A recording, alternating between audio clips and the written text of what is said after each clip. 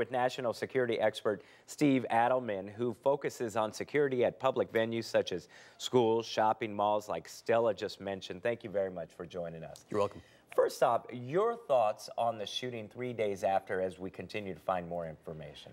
Well, the flow of information has, I think, changed the story from at least a security standpoint pretty dramatically. So the initial reports were that the shooter's mother was either a teacher or perhaps a substitute, and that she was in her classroom, and that he got let into the building because staff knew him, so they just buzzed him in, and then he went to that room because it was his mother. All of that turns out to be wrong. Yeah. We now know that he blasted his way in using his weapons. What we also now know, importantly for security, is that the school's lockdown procedure was in place and worked. And when you talk about a lockdown procedure, because we hear that often, we report on it, a suspect is on the loose, schools are on lockdown.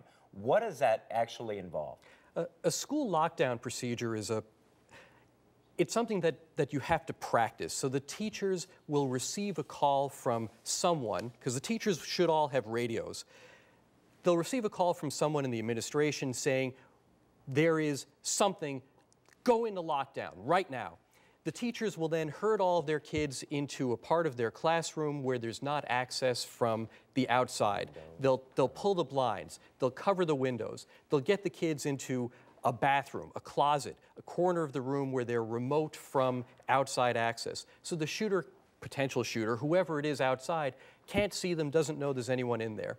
The teacher will have the kids read a book, color, do something which is silent so that there's, again, keep them distracted. Right. Yeah. Keep them distracted, keep them from talking, and most importantly, and relevant to Sandy Hook Elementary, lock the door. Yeah. So one of the things we now know that we didn't on the first reports, after the shooter blasts his way in, he tried the handle on the first classroom.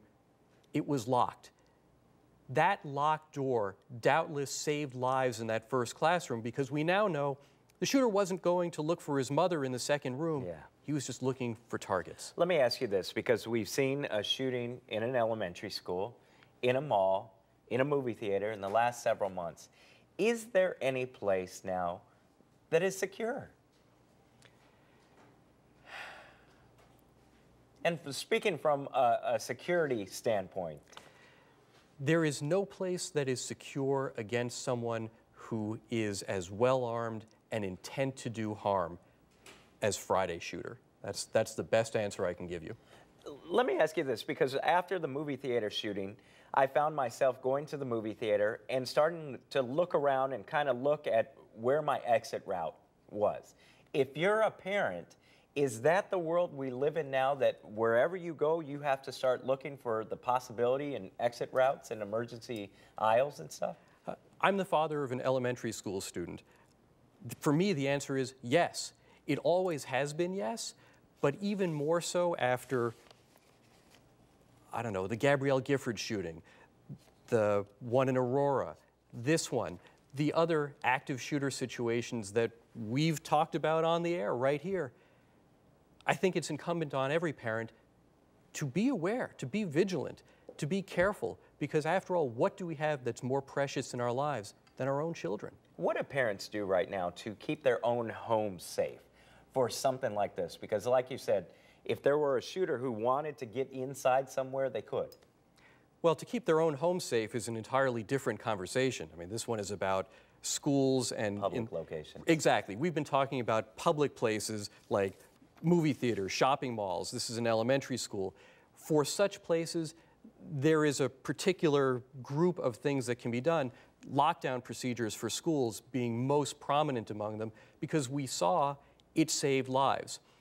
If we want to talk about protecting your home, that's a separate conversation for a different day. All right. Well, we always thank you very much for your insight. And again, the world is changing, and it's important to always be on alert, I guess. That's the world we live in now. Thank you very much, Steve. You're welcome.